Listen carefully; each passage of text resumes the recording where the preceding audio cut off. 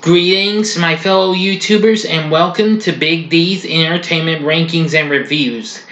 My name is Joel, better known to y'all as the Big D.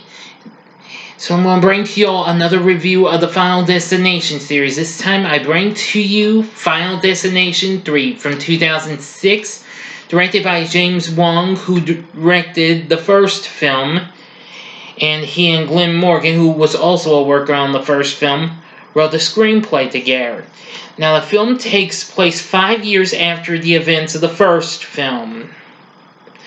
Now, the film stars Mary Elizabeth Winstead as this high school graduate named Wendy Christensen, who has a premonition that a roller coaster she and her classmates are riding will derail.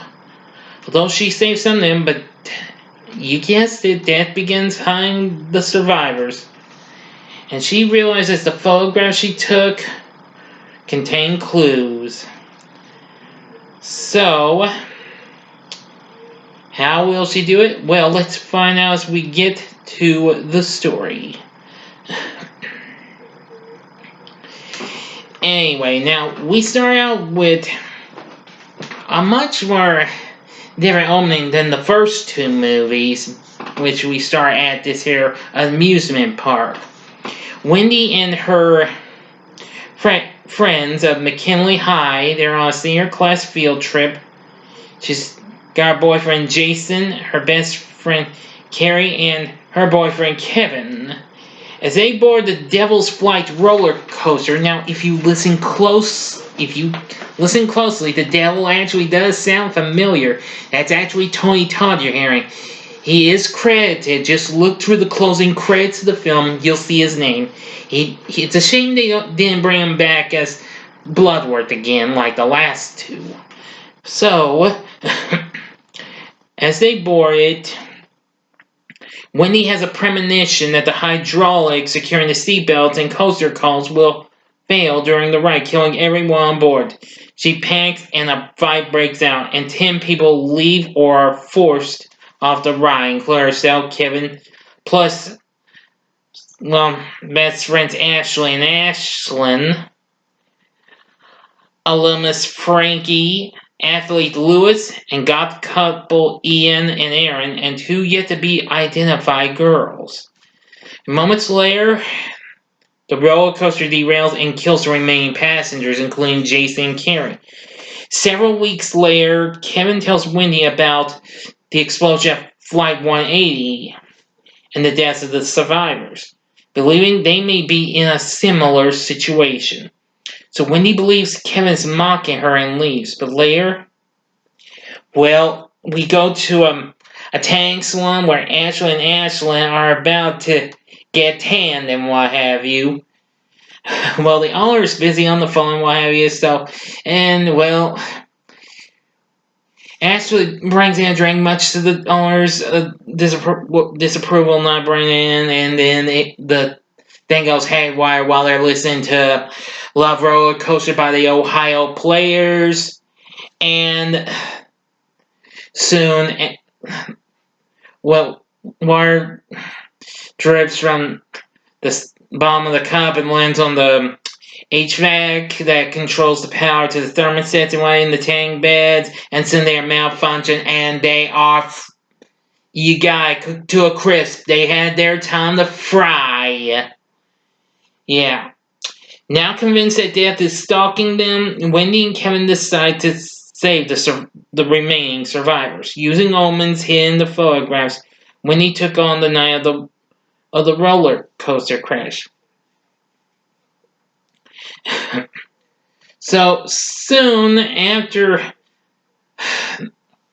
Ashley and Ashlyn's funeral, they're off again looking for some stuff. Pull up to the drive-thru at a fast food restaurant, and then soon this railway truck comes. They manage to get out.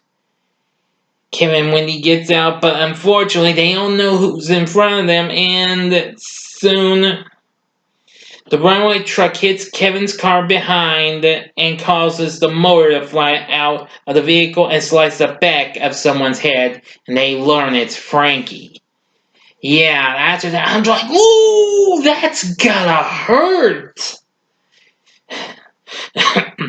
So they try to save Lewis the next day at the gym, but he arrogantly disses them shortly as two swords come slicing through them. These cables, horns, and things, and once he pulls them down and the weights come out, oh, another that's gonna hurt. This has got some pretty gory stuff and what have you. Tell you what, yikes. So they find Ian and Aaron working at the hardware store, and Wendy eventually saves Ian from being impaled by falling wooden stakes when strange stuff occurs. But Aaron loses her balance and falls on a nail gun, and yep, you guess it, another. Ooh, that's gotta hurt. But as nail gun shots repeatedly through her head, ouch.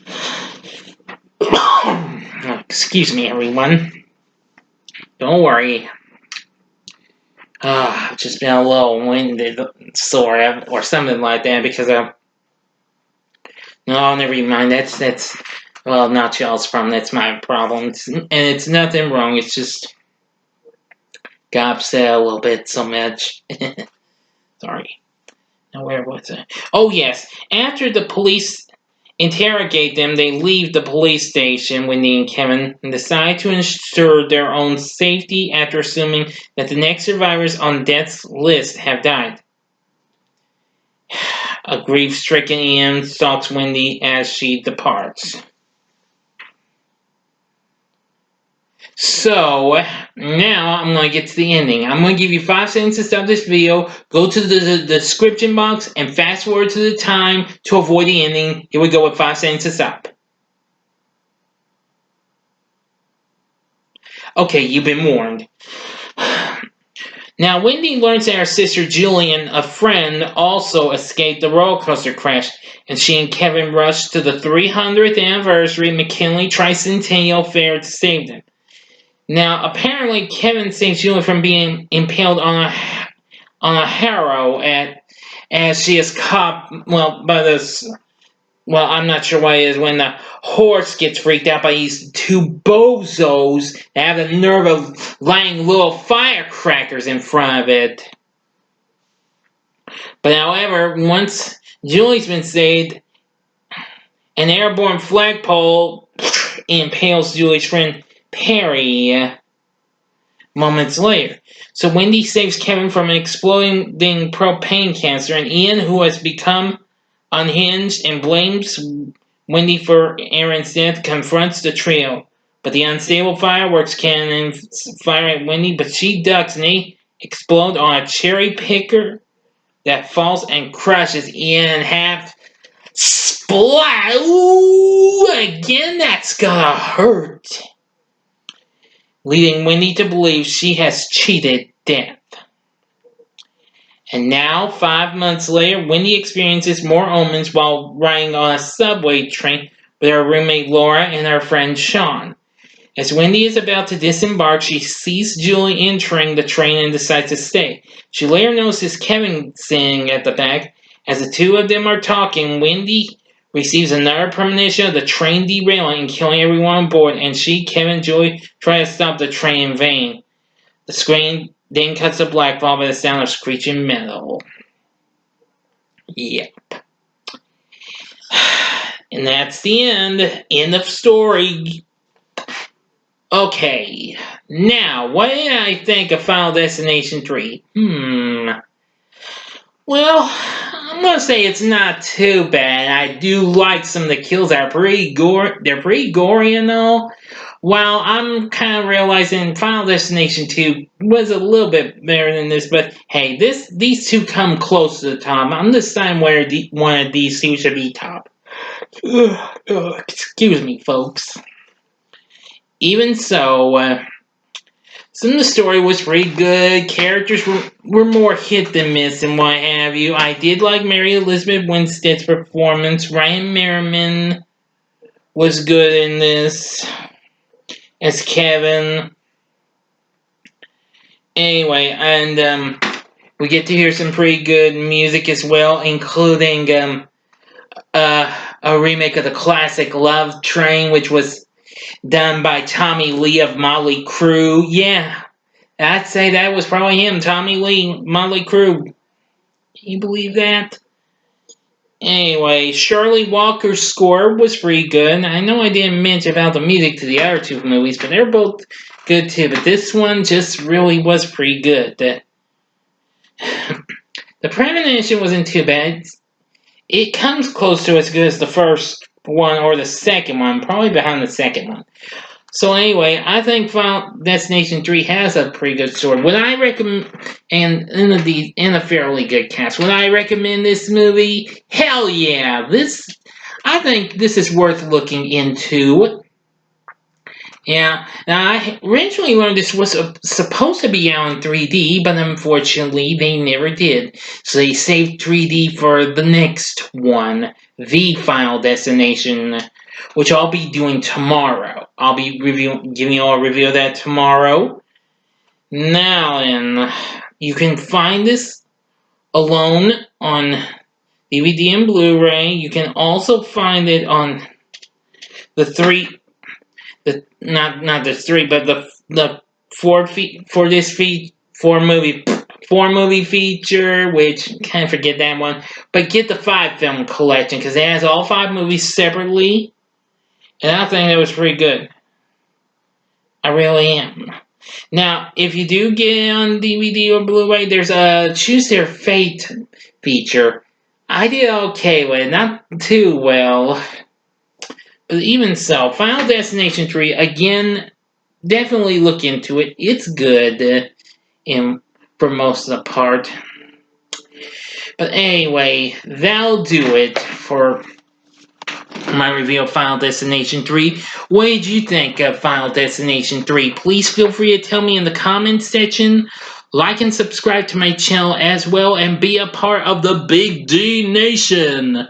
Now, before I give my recommendations, I've got a big announcement. I've catapulted to 190 subscribers. I'm just 10 away from reaching 200. Can I still make it by the end of the month? I don't know. We'll see. But for now, thanks for watching. Now, if you liked what you saw, you can check out these recent vids. In the upper left-hand corner is my review of Final Destination, the first one. In the upper right-hand corner is my review of Final Destination 2, which I did yesterday. And in the bottom left-hand corner is a special channel announcement, which I made for more movies to be reviewed and what have you for the rest of the month, since most new movies have been canned for now. And the bottom right hand corner is the button you can click to subscribe to my channel for more fun with moi, the Big D. Until next time, I'm the Big D saying see ya.